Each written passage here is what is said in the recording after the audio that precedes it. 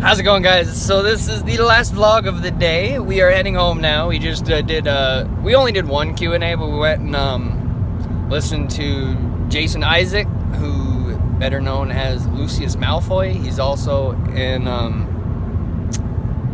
Star Trek Discovery, the new Star Trek series. I don't know what character he plays. I haven't played it yet, but super funny guy.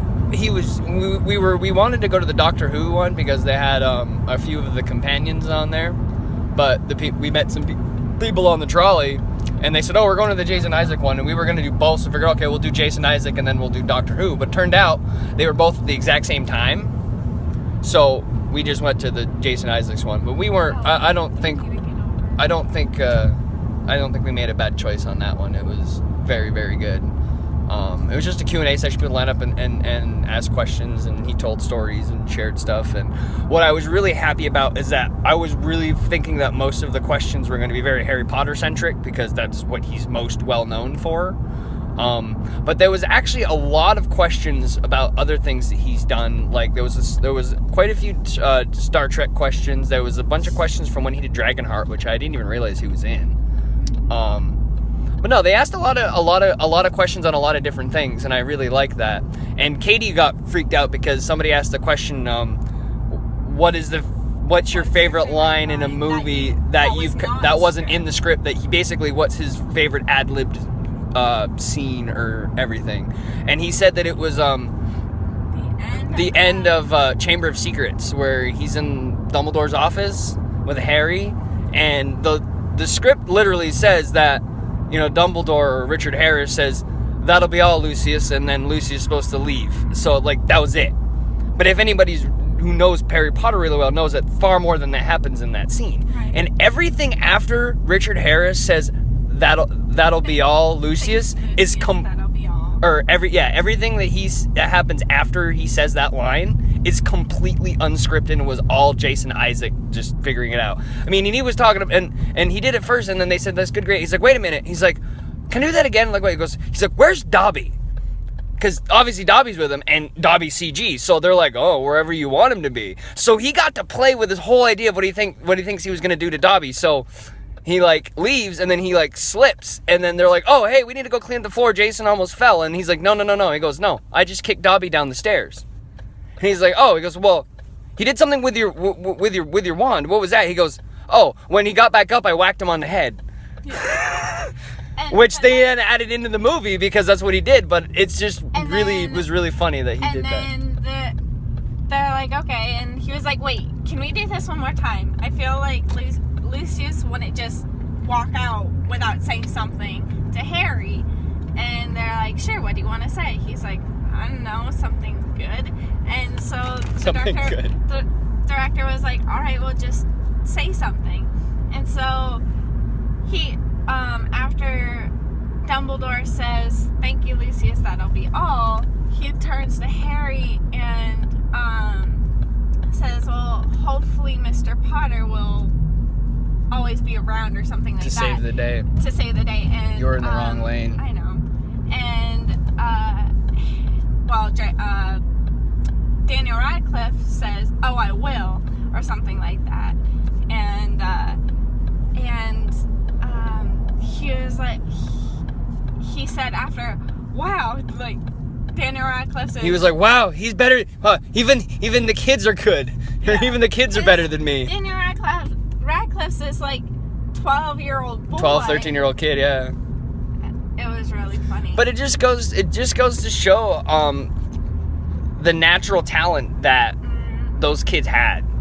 Because I don't believe any of them had really done a whole lot of acting before. I think Emma Watson did. Emma Watson was the only one. Emma Watson was really the only one, and I believe she had stage experience, right, but not anything behind the camera. Right, because it was all like school play. Yeah. Where everyone else, all the other kids that were in, like Daniel Radcliffe and Rupert Grint, had never acted in anything. Yeah, most of those kids never worked in much before that. Not Betty White. Oh my God! If Betty White had been in Harry Potter, Betty White should have been Mrs. Fig. Yes. Oh my God, that would have been hilarious. The girl who plays Ginny, Bonnie Wright. She had said that she was thankful that when she started the series, it was not during the time of social media, and because otherwise she probably would have been very like not scripted, but like that probably would have been the character she would be in any other movie or show she was in.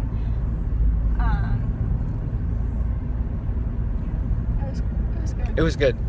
Katie was really originally really kind of sad that we weren't doing the Doctor Who one, but I think she was very happy with the one that we chose. I mean, the only reason why I wanted... You just wanted to go and swoon over our Arthur Darvill. Not swoon. Oh, you would totally... You swooned for Eddie McClintock. I thought you were going to have an aneurysm. We didn't even realize that... Oh, I probably told this in the last video, but like I didn't realize that he was even there. Like, I knew he was supposed to be, but I looked at the table and he wasn't behind the table. And because he looked like everyone else that was at the con. He was wearing a Black Sabbath He was wearing a Black Sabbath t-shirt and jeans. Like, he didn't look... Not that I expect him to look anything, but I was expecting him to be sitting behind the table, not out in front of the table engaging with fans, which was what he was doing. And he was like, wait, you're here to see me? You want to see me? And it was just really cool. Because, I don't remember if I said this in the last video, but I'll say it in this one. Because we had paid him for a selfie, and we had told him that it was our first con. He goes, oh, this is your first con? He's like, you've never been to one before? And we're like, no. He's like, all right, well, he goes, all right, well, you guys can have the selfie, and I'm going to give you a signed picture for free, which altogether, that's like $50. Mm-hmm. So we lucked out this weekend. No, we got a lot of stuff for free. Because the autograph, the selfie was 20, the autograph was 40. Together, it was 50. If you got them both together, it cost 50, but if you get them separately, it was 60. Because that's what it said on the paper. Yeah. That's right. So we basically spent $20 and got a $50 value, and we got to hug Eddie McClintock, which was nice. I would marry him. He's a good-looking guy. He's not as tall as I thought he was, though. He looks a lot taller on TV. I don't like tall guys. No, but he looks a lot taller on TV, but he's probably only about maybe 6 foot, 6'1". He was wearing sneakers. True. He usually wears sneakers in Warehouse 13. If you look closely, he's generally wearing Converses with a suit. Sometimes. But there are a lot of episodes where he's wearing work boots. When he's like actually in the warehouse, yeah, that's true. He's usually wearing work boots. Which makes sense. You're in a warehouse. You don't wear sneakers in a warehouse. I've worked at warehouses. You don't wear sneakers in a warehouse. When they're actually going to get artifacts, he's usually wearing his sneakers. Yeah. But no, it was a good time. It was fun. Christopher Judge was there also. He played Tiliel something. I forget his name from Stargate SG-1, but he played a Goa'uld character, which is an alien race that looks a lot like humans. And some of the people we met there said that last year he was here, and he actually was just sitting in a panel. He was just sitting in the crowd because he wanted to see the panel. And this girl was like, he looks really familiar to me, but she couldn't figure out who he was. Of course, he has a big old beard now, and he was clean shaven and bald in the show, and now he's got hair and a beard. So unless you know him really well, or you know what he looks like really well, you might not recognize him right away. We didn't get to see Lou Ferrigno. They were doing stuff, so I don't think he was around.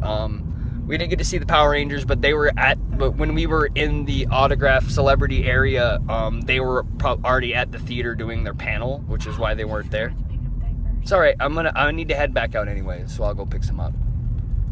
But yeah. Anyways, but that's it. That's the last vlog from Actually, no. I'll do some swag too. I'll give a shout out to what's her name, the girl we met. So the final thing, the swag we got, the free signed picture that he gave us. Also, this is probably one of my favorite episodes of all time. He plays Armando. That's the man right there. He does not have a mustache in real life. And then Katie, I bought Katie some books by a S. Usher Evans. She's a local author right here in Pensacola. This one is Empath. It's about anxiety-ridden dragons. Anxiety-ridden, not anxiety-ribbon. The Island, which I believe is like a romance. It's a prince. A prince falls in love with his pilot. They get stranded on a desert island or crash on a desert island, And then Resurgence, which is a demon hunting they story. find a demon who actually saves people. Actually saves people, and, every 4 years, there's a group of demons that actually, like, come up from The hell. Demon Spring or something. And it's like the Arab Spring, but with demons. Sorry, that was a really poor choice of joke. That I don't mean to offend any Muslims out there. I'm sorry. I'm not trying to make fun of you. But anyways, S. Usher Evans. She's an author here in Pensacola. Katie says so far she's read some of the Dragon book and she says it's very, very good. So check her out. She's on Amazon.com. S. Usher Evans, right there. Named Shelby. Shelby Marie. She's a cosplayer. She was super sweet, super nice. I actually thought she was a different cosplayer, and I was like, I'm sorry for thinking you were someone else. She goes, no, that's fine. She goes, I'll totally be that person, because I thought she was this girl called Hayden Hazard, who's a very well-known and renowned cosplayer. But Shelby was dressed like Gwen not Gwen Stacy, Mary Jane Watson from Spider-Man. She had like a red wig and a little thing, and she was super cute and gave us some stuff, and we got her website and her business card, so we'll probably... And Katie wants to start cosplaying, so I'm sure that... And she's like, yeah, send me a message anytime. She goes, people don't really message me a lot, so I'll probably message back pretty quickly. So I told Katie that if she ever has any questions about cosplaying, she can send Shelby a message, and Shelby will probably help. But anyways, that's it. That's our swag. I didn't really get anything. I was just kind of there for the experience and just to see people and everything. I was too, but then I saw the books and we met the girl, and she was like... I felt bad for her because it seemed like she didn't have a lot of people that really, like, wanted to be there for her. And I'm like, well, she's a local author. She's from right here in Pensacola. Her books are amazing. So. And I had looked her up before we went, and I thought to myself, this author seems like an author that Katie would really enjoy. So once we saw her, I was like, hey, Katie, let's go talk to her. And then we chatted with them, and she's really nice, super nice. And she said that if I like the books, the next ones that I get, she'll give me a 25% discount. And she'll sign them and sign them yeah. and send them to us personally, which is really cool. Yeah. But anyways, that's it for us, guys. I'm the Cranky Yankee. She's Katie, Kit Kat, bar. Give her a break. She's a Kit Kat bar. Like, subscribe if you haven't already. Leave a comment. What? I said, if you think of a better nickname for me, comment. Yeah. There you go. Anything you want to say? Any questions? If you think of a better nickname for her, just call her Weird Girl. The weirdo. No. Well, I am pretty weird, so... She's a superhero name. She's Weird Girl with a big W on the front. She just makes villains feel awkward. Yes, that is totally my superpower. It's making everyone feel awkward. She's like, I fight crime by making the criminals feel really uncomfortable and making them want to leave. Make them feel so uncomfortable. They're like, please take me to jail. Please get me away from this weird, creepy girl. Yes. No, you're the superhero that just stalks them. No. You just stand outside their window and stare at them. That's creepy. That's not even awkward. That's just awkward creepy. That's creepy and awkward. No, I want to do that. Anyways, guys, that's it for me. I'm the Cranky Yankee. I'm Katie. And she's Katie. And this was our last vlog from Pensacon. Highly recommended to everybody. If you haven't had a chance, actually, if you haven't had a chance to go to a Comic-Con, go to one. Just go. Yes. If you have one near you, make a point. If you're nerdy like us and you like comic books and superheroes and fantasy and sci-fi and things like that, do it. It's worth it just for the experience.